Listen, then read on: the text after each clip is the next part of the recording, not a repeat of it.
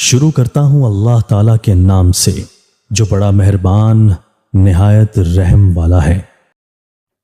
حضرت ابو ہریرہ رضی اللہ تعالیٰ عنہ سے روایت ہے کہ رسول اللہ صلی اللہ علیہ وآلہ وسلم نے فرمایا، جب تم میں سے کوئی ایسے شخص کو دیکھو جو مال و دولت اور جسمانی بناوٹ یعنی شکل و صورت میں اس سے بڑھ کر ہو اور اس کی وجہ سے اس کے دل میں حرص و طمع اور شکایت پیدا ہو، تو اس کو چاہیے کہ کسی ایسے بندہ کو دیکھے جو ان چیزوں میں اس سے بھی کمتر ہو، تاکہ بجائے حرص و طمع اور شکایت کے صبر و شکر پیدا ہو۔ تشریح: انسان کی ایک فطری کمزوری ہے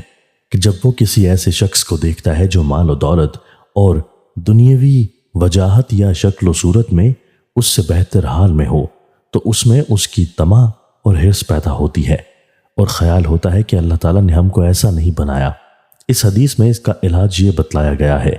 کہ وہ شخص اللہ کے ایسے بندوں کو دیکھے اور ان کے حال پر غور کرے جو مال و دولت، شکل و صورت اور عزت و وجاہت کے لحاظ سے اس سے بھی کمتر اور پسماندہ ہوں۔ انشاءاللہ ایسا کرنے سے اس بیماری کا علاج ہو جائے گا۔ حضرت ابو بکر رضی اللہ تعالیٰ عنہ سے روایت ہے کہ رسول اللہ صلی اللہ علیہ وآلہ وسلم کی خدمت میں ایک شخص نے عرض کیا، یا رسول اللہ، آدمیوں میں کون بہتر ہے؟ یعنی کس قسم کا آدمی آخرت میں زیادہ کامیاب اور فلاح یاب رہے گا؟ آپ نے ارشاد فرمایا کہ وہ جس کسی کی عمر لمبی ہوئی اور اس کے اعمال اچھے رہے۔ پھر اسی سائل نے عرض کیا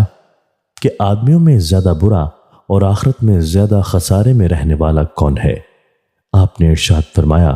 جس کی عمر لمبی ہوئی اور اعمال اس کے برے رہے۔ تشریح: ظاہر ہے کہ جب کسی شخص کی زندگی اعمال صالحہ والی زندگی ہوگی